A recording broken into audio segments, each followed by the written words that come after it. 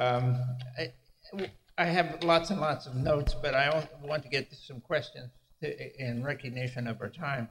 But I'd like to say just a couple of words, or three or four. You know, we've been listening to today already a number of issues that could and very likely do have ethical implications. We've talked about policies, procedures, practices, laws, standards, missions, prudence, conflict of interest, fiduciary responsibility, and social values. And for me, the concept of change is an interesting aspect to consider. As the papers have already presented to you, there have been a variety of change indications. That is the idea of making a difference. We have heard the panel talk about changing attitudes, changing beliefs, changing practices, changing in important aspects of the museum profession. The objects change, the constituency change, the attitudes change, practices change. All of these things change, as well as we are often confronted by individuals in the museum community who have different ideas and conflicts and conflicting attitudes about ethics. The fact that we're meeting here, not so far away from where John Cotton Dana, the pioneer Newark museologist who died in 1929, sought to create a new museum as a center of enlightenment. This strikes me as especially interesting. Maybe it was all calculated. Maybe our esteemed hostess had this in mind from the very beginning, but I thought it was a very symbolic kind of association. The four papers we've just heard have a thread that connects them to the idea of museums as catalysts of change, as the panel title suggests. But beyond that, they are also talking about that same ideal that Dana had with his work at the Newark Museum of taking the museum to the public, the social value of the institution, the idea of a museum as a place not only with ethical responsibility as far as following the codes and the practices, but also responding to the social and cultural requirements. We often think of museums as places where the public can bring their misunderstanding and their intolerance.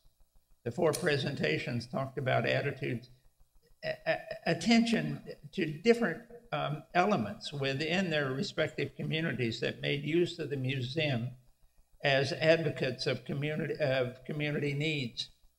And I might ask, and we might talk about a little bit in our next few minutes of question and session, is there a fundamental ethic for doing the right thing that promotes such actions as we've heard? Or is it simply that the museum is doing the job it should be doing? That we're simply following that mission that is clearly defined for museums as we move now into the 21st and the second decade of the 21st century. So, you know, I want to allow some time for some questions, and so I have fantastic notes, and I'd love to share every bit of it with you. I'd like to have your comments because I think considering the nature of the presentations, it would be worthwhile to have some interaction between the audience and our esteemed panelists. So if you would, please come forward and ask some questions. If not, you'll have to listen to me. Two questions, and one goes to the ethical leadership presentation, Beverly, and what role does the using the terms "thank you" or "I'm sorry" play in terms of museum ethics? And then two, I can't read my own writing. The second factor, in targeting certain constituencies, Claudia, for special outreach efforts, what type of protocols do we build into our efforts to avoid objectifying those visitors so that they're not just adolescent visitors? In relationship to thank you and I'm sorry, I think those are very important acknowledgements. I think too often people within museums, and certainly those of us who lead museums, sometimes get so wrapped up in the day-to-day operations of museums that we don't realize how valuable dissent is and public participation is. And we don't also realize how important museums are to the fabric of the communities in which we exist. And so when issues arise, I think it's real important for us to acknowledge, one, that we appreciate the controversy, and we appreciate you bringing some issue before us that we may not have given as much of an examination of it as we probably should have. So I think for us, with the conflict in the community, while it might have been started by the guy who really had other issues and who had some personal investments, what it really demonstrated is that we really gained an appreciation for community involvement and community discourse that we have not only appreciated with that particular instance, but we continue now by opening up the museum for lots of dialogue and civic engagement around everything that we do. So those are very important words.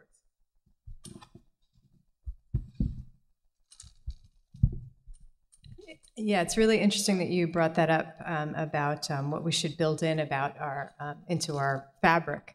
I remember that there was a bit of a discussion with the teen parents that they didn't like being called teen parents, and we realized that later on. And I think one of the things that this program has taught me is that I try to look at audiences differently now, and I try to look at how what you do for one audience can benefit other audiences. So in the future, if I was to create a program for that I would like to try and draw in more teen parents, let's say, I would just bill it as a program for parents and think about how it could benefit more than one possible audience. So I think just being conscious of that as you move forward, and very much as you do with audiences with special needs, putting a ramp in front of your building helps the mom with the stroller. It's the same kind of thing as how can you benefit what you decide, how can you benefit other audiences. So.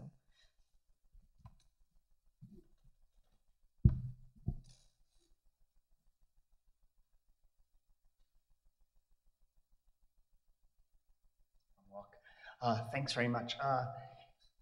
During both Richard Sandel's keynote speech and also the theme of this session, it recalled to me shortly before he died, Stephen Weil gave a lecture in DC where he was very critical of, what he was referring to as advocacy museums, and as perhaps representing some advocacy museums as well as other people in the audience here, and also reflecting the sort of 50-50 split that came up on the screen early on about whether museums should be activist to be ethical.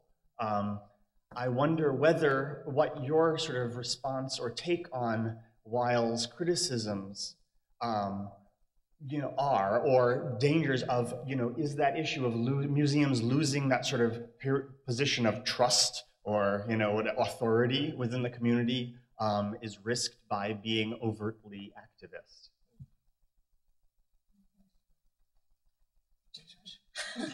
Go ahead. That is a very good question.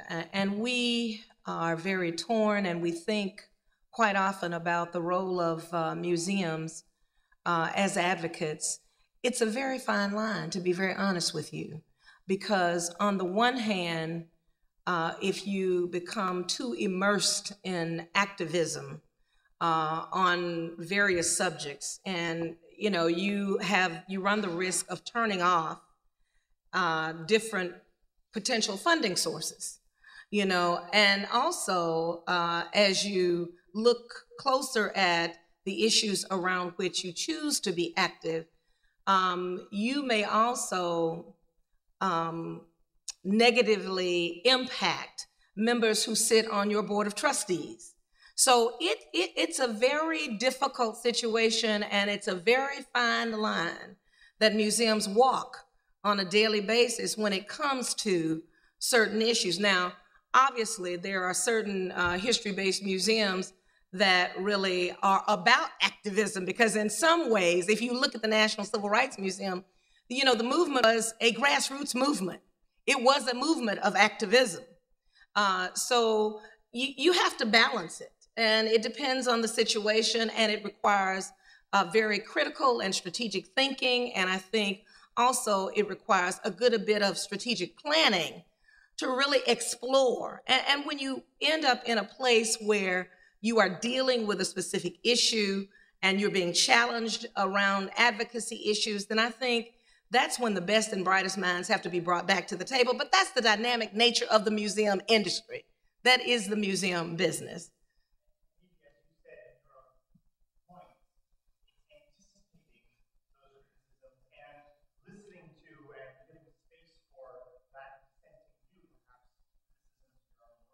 Absolutely. One of the wonderful examples of that is the National Civil Rights Museum actually honors champions of civil and human rights, both nationally and globally. And this year, we received an email from someone who took issue with one of the people that we decided to recognize. And we do vet that among scholars and others. But it was interesting because this person actually sent emails out to lots of people about it. And I got stopped at the airport by a person who said, I don't know what this guy is really all about. What does he mean? Sort of challenging you guys at the National Center. You guys know what you're doing. But I had the opportunity to talk to the gentleman who challenged us. And you know what? I really began to appreciate the challenge and told him, listen, we may not agree with you, but we respect your ability to disagree with us. And so, you know, it's a delicate balancing act. It really is. But that's the dynamic nature of the museum business. I do think also what Beverly said, which is so critical, which is you need to not silence any kind of dissent, but to sort of wrap that into your interpretation. But that doesn't mean that you have to present a quote unquote fair and balanced point of view.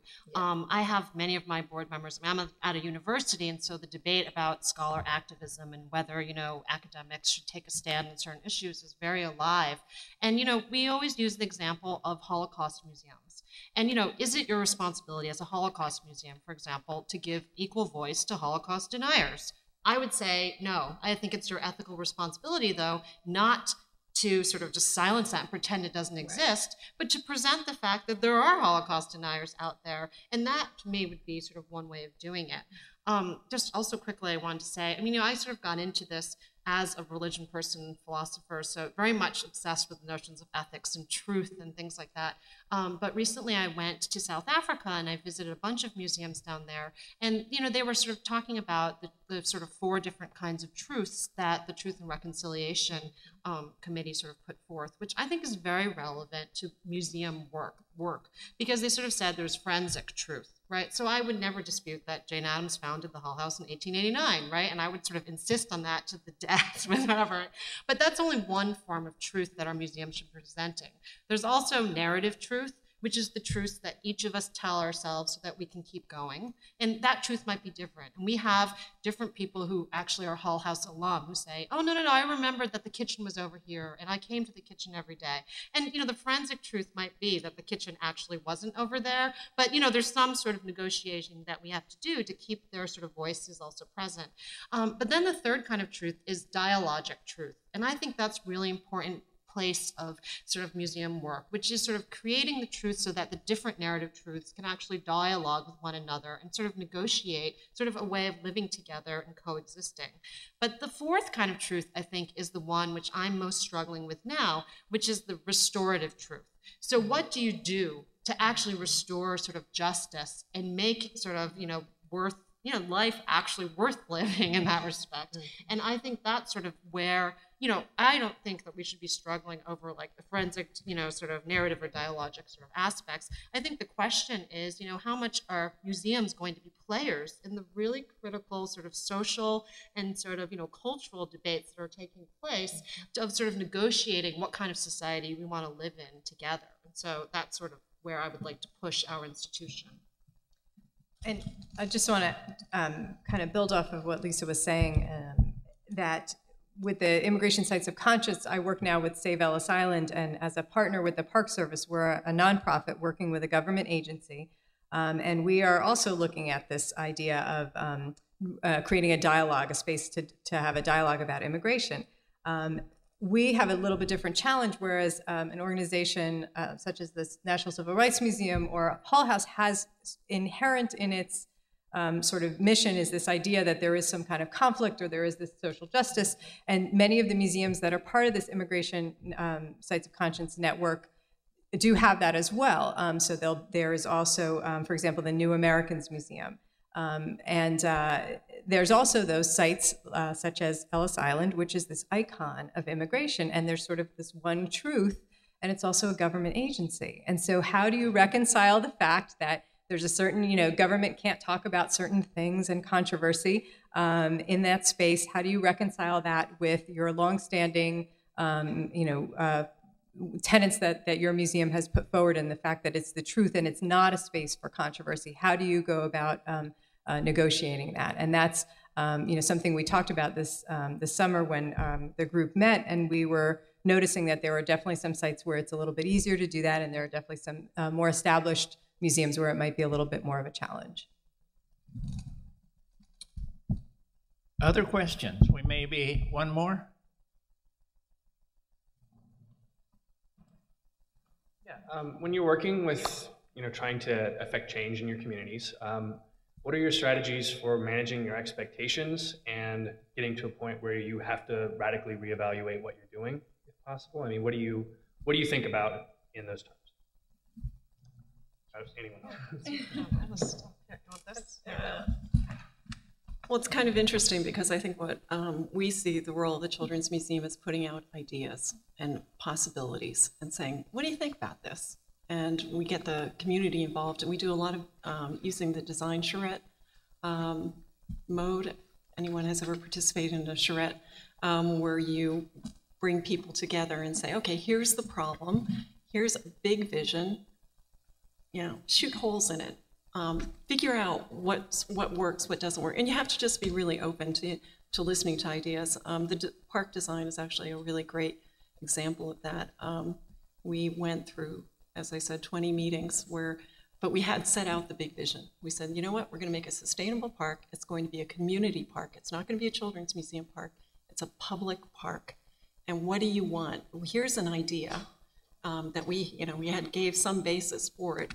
And then people can figure out how what they think. They have given us great ideas, and it worked out well. I mean, the other thing that I think we are interested in is laying out the Charm Bracelet Project is a big idea, and people are finding their way how they fit into it. Like, we're not dictating it. We're saying, in fact, I call it more like jazz. It's not a symphony orchestra. It's we're all playing off of each other, and we're all. Sometimes people take the lead, and sometimes we sit back, and other people take the lead. And it's been really, really great to have everybody around the table trying to figure out how we can actually make change in the neighborhood. I also want to just sort of say that as the museum field, we should really embrace sort of interdisciplinary fields of knowledge as much as possible, because for a long time I resisted any notion of sort of mapping any outcome of the work of the museum. Because I've said, we talk about ideas, I can't really map, how this affects. And then recently we had a group of sociologists come through, and they sort of said, that's ridiculous. You can totally map the outcomes within communities. There's outcome mapping that we've been developing for 25 years. You guys are so behind the curve, and this is exactly how you do it. Like, you take a sample size of 40 people, you ask these 4 questions. Did you know about peace before you came to the museum? How did your ideas of peace change? And really to build that into the programming so that then we could actually respond when we realized we were doing something bad and that we were sort of failing at sort of all of our, goals and things like that. I think that we can have a lot to learn from other disciplines also, as well as disciplines learning from us, but that we should sort of, open up our sort of eyes and ears to all the other fields. And because I'm the person here whose museum is defined by their audience, not their subject matter, I really embrace that because I think that we're always looking at interdisciplinary. We learn so much by kind of mixing it up. The great thing about having the University of Pittsburgh right on site is that we use them constantly through our prototyping to make sure we get it right. And it's been fabulous. I can't tell you what we've learned. I mean, an exhibit that I just thought was a real winner, I would actually, every time I would go by it, I would change it all out. And I thought, oh, this is a great, I've been doing this a long time. So I thought, oh, this is a really good exhibit. And in fact, the video tape showed kids going up and doing one thing and then me going, so I really liked it, but it wasn't really working for kids. And it's been, that interdisciplinary thing is just really important, especially in a children's museum. And you do learn so much by talking to scientists and artists, and it also invigorates you. It's just great. I had a question, if you don't mind. Can I ask a question of panelists this time? No.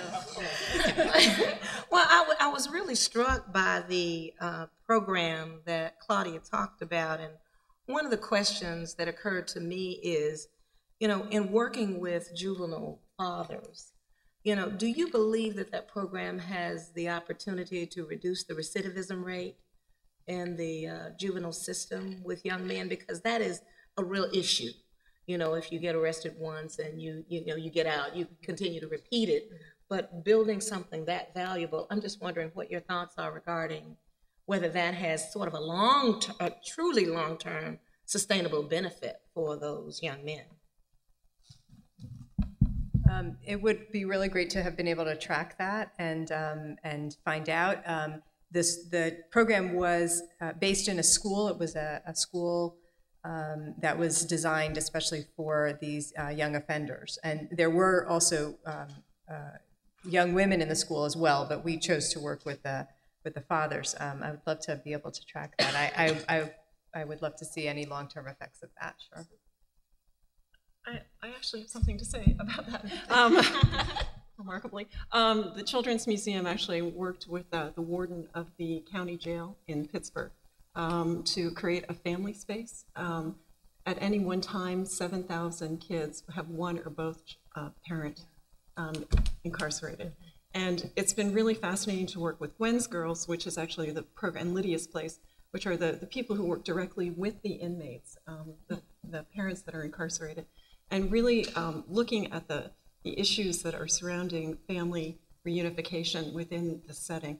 And it was fascinating to be part of that. I was actually co-chair of the design committee with the warden, yet again, who would have ever thought? And it ended up being just a really interesting thing. But it's actually they're really working hard at kind of getting families together within the prison system, and they're finding that if they start doing that early enough, within this setting that's kind of a safe place, that it actually works, that it kind of, it goes down. So it's kind of interesting. Yeah.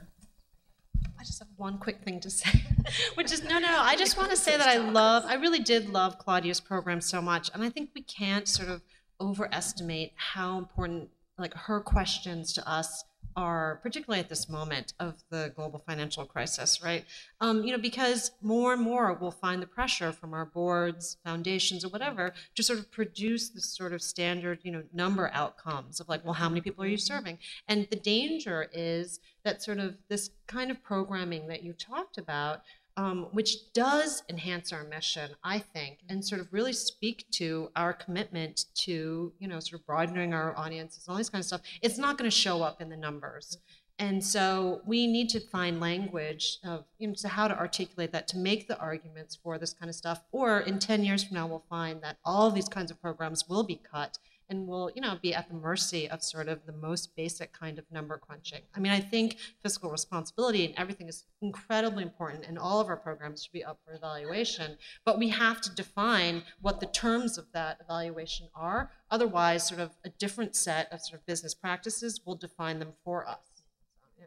Sorry, here you go. Okay, thank you very much for the panel.